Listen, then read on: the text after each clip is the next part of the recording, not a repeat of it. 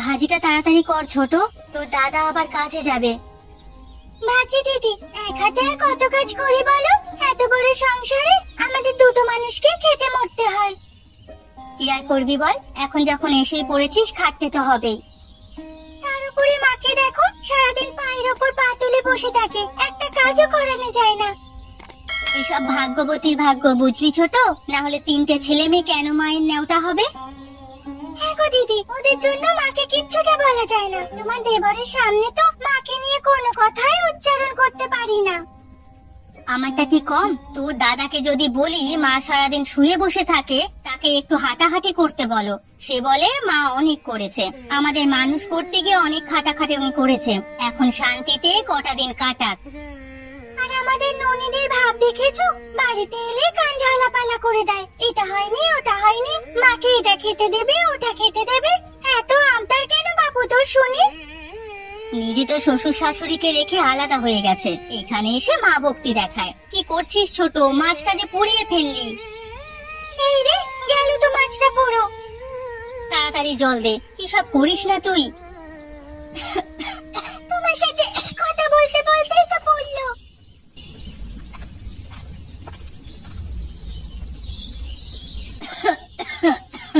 বৌমা, ও বৌমা, কি পড়ছে উনুনে? তোমাদের কারো কোনো খেয়াল নেই? না মা, তেমন কিছু পড়েনি, মাছটা একটু বেশি ভাজা হয়ে গেছে এই যা। কি সব কাজ করো তোমরা, মাছটাও ভালোভাবে ভাজতে পারো না? আপনি ভেজে শিখিয়ে দিন না মা। আমি ভাজলে আর তোমাদের এনেছি কেন? তাড়াতাড়ি মাছ ভেজে বড় খোকাকে খেতে দাও, ও একটু পরেই আড়তে যাবে। দিচ্ছি মা, ওকে এক্ষুনি খাবার দিচ্ছি। আর হ্যাঁ, ভাদ্র মাস চলে এসেছে, এখনো পিঠা মুখে পড়েনি, তাই ভাবছি এবার তালের পিঠা বানাবো। এটা করলে তো ভালো হয় মা, আপনার ছোট ছেলে পিঠে খেতে খুব পছন্দ করে।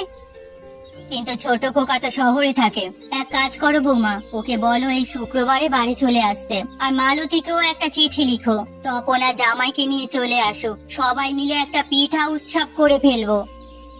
ঠিক আছে মা, আমি আজই ওদের চিঠি লিখবো, অনেকদিন ওদের দেখি না। বলছিলাম কি মা, আমাদের বাবার বাড়িতেও চিঠি লিখে ওদেরকেও বলি একবার ঘুরে যেতে। না বৌমা, এবার থাক, প্রকাশ মালতী আর জামাই এলে অনেক মানুষ হয়ে যাবে, তারপর বাচ্চা কাচ্চা তো আছেই, এত ঝামেলা তোমরা সামলাতে পারবে না, তাই তোমাদের বাবার বাড়ির মানুষদের অন্য দিন আনো। ঠিক আছে মা, আপনি যা ভালো বুঝবেন তাই হবে। নাও এবার তাড়াতাড়ি রান্নাটা করো, আর চিঠি তোমাদের লিখতে হবে না, আমি লিখে বিমলকে দিয়ে দেব। ঠিক আছে মা, তাই করুন।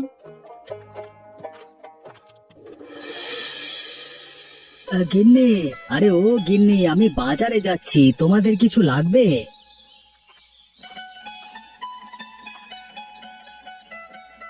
না খোকা, ওদের কিছু লাগবে না, তুই নিশ্চিন্ত মনে আড়তে যা। তোমার জন্য কিছু আনতে হবে মা? আমার জন্য আর কি আনবি, পান সুপারি আর চুন নিয়ে আসিস। তা বলতে হবে না মা, আমি সেই নিয়ে আসবো।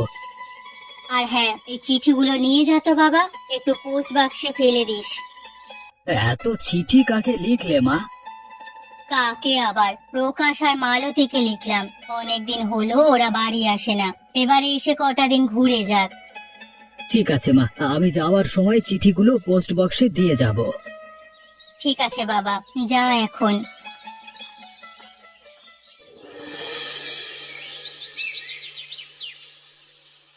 দেখলে দিদি, দেখলে কিভাবে মুখের উপর না করে দিল। হ্যাঁ রে, আমি ভেবেছিলাম মা হয়তো বলবে আমাদের বাড়ির আত্মীয় স্বজনদেরও নিমন্ত্রণ দিতে, কিন্তু না বলে কেবল নিজের ছেলে মেয়েদের বলল। আমিও কম জানি না, ওরা আসুক, এবার মুখে ঝামা ঘষে দেব। ঝামা ঘষলে প্রথমে তোর বরের মুখেই ঘষতে হবে, আর মালতীর সাথে তুই পারবি ভেবেছিস? যা মুখোরা মেয়ে বাবা। তাহলে কি করবো দিদি, ওদের এসব আমোদাল্লা চেয়ে দেখবো? না রে, আমাদেরও কিছু করার আছে, জানিস তো শ্বশুর মশাইয়ের আরেকটা স্ত্রী আছে, ওনার সন্তান হচ্ছিল না দেখে তিনি দ্বিতীয় বিয়ে করেন, পরে রাগ করে সে বউ বাপের বাড়ি চলে যায়, আর ফিরে আসেনি। না গো দিদি, আমি তো এত সব জানতাম না, তুমি জানলে কি করে? ওনার বাড়ি আমার মামা বাড়ির পাশাপাশি, তাছাড়া একদিন কথায় কথায় মা ওনার কথা বলছিল খুব ভালো বিরিয়ানি রাঁধতে পারেন। তাহলে চলো ওনাকে খবর দিয়ে নিয়ে আসি। আমার মনের কথাটাই বলেছিস ছোট। আমি সেই পরিকল্পনাই করছিলাম। দেখেছিস আমাদের দুই জায়ের চিন্তা ভাবনা কিভাবে মিলে যায়। ওকে আনলে 3 ভাই বোনের তেজ একটু কমবে। তাহলে কিভাবে ওনাকে সংবাদ দেবে শুনি? সে আমি ঠিক করে রেখেছি। এই দেখ, মায়ের হাতের লেখা নকল করে চিঠি লিখেছি। আজকে এই চিঠি পোস্ট অফিসে ফেলবো, তাহলে এটা পেয়ে উনি চলে আসবে। খুব ভালো বুদ্ধি দিদি, তাহলে আমাদের কোনো দোষই থাকবে না। সবাই ভাববে মাই ওনাকে আসতে বলেছে। হ্যাঁ রে, তারপরে মজা দেখবো। দুই সত্যি নিয়ে কত চুলোচুলি করতে পারে দেখা যাবে। আমার যে এত আশ হয়েছে না, চিঠিটা তাড়াতাড়ি পাঠানোর ব্যবস্থা করো।